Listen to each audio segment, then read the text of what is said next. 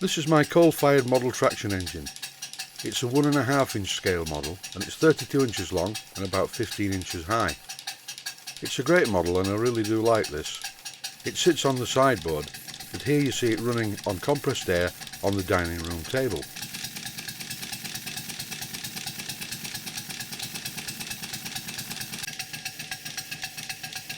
As you can see, it's very detailed and it's very well made.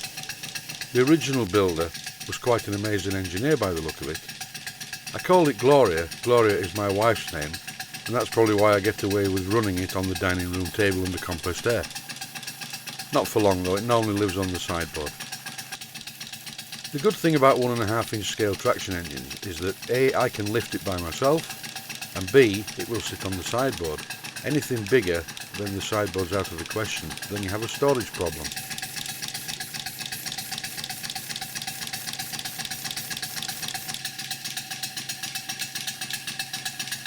The canopy is made from brass and it really is very well made. There's a removable panel which allows you to gain access to the controls. This traction engine also has a crane attachment. This fits to the rear coal bunker, but it's very easy to remove with a couple of screws should you need to drive the engine. This engine has a working whistle. It's a bit high pitched because it's quite small. In the centre of the cab you'll see a lever. This accesses the gears. There are 2 gears on the engine. At the moment it's in neutral and there's a safety peg that fits into it to stop it from moving. This is a shot of the main cylinder showing the governor spinning round, driven by a leather belt from the crankshaft. On the other side of the engine the main flywheel drives a generator at the front via another leather belt. This generator supplies power to the 80 lights that are around the engine's canopy.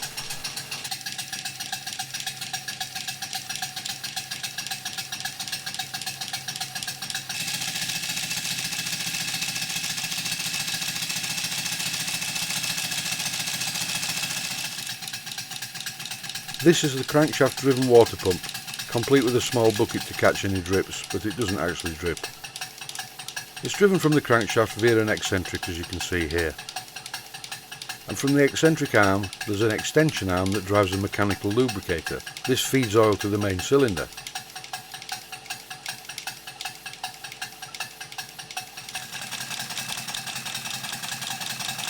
The engine looks particularly good if you turn out the main house lights. Although the belt is a little slack at the moment because it's been sat on the sideboard for quite a long time.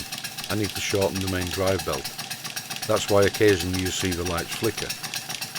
It's very reminiscent of traction engines of days gone by, particularly one that used to come to a local fair when I was a child and it powered the swings, but I used to actually stand and watch the traction engine. Underneath the canopy at the front is a mahogany box, and this contains a voltage regulator because the generator provides between 6 volts and 30 volts depending on the crankshaft speed. And what the voltage regulator does is provides a fixed output of 3 volts for the LEDs. I made it so that you could unplug the voltage regulator and power it with an external DC source.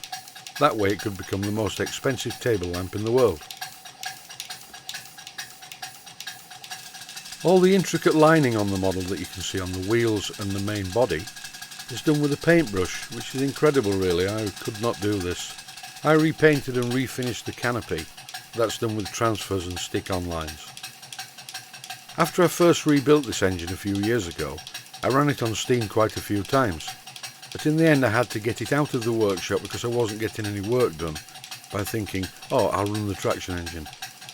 So I painted and finished the canopy, fitted it to the model, and it's sat on the sideboard ever since. This model traction engine has a copper boiler. It's very well made and it's a very free steamer.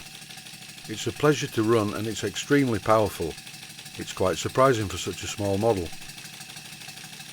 Thanks for watching and I hope you've enjoyed it.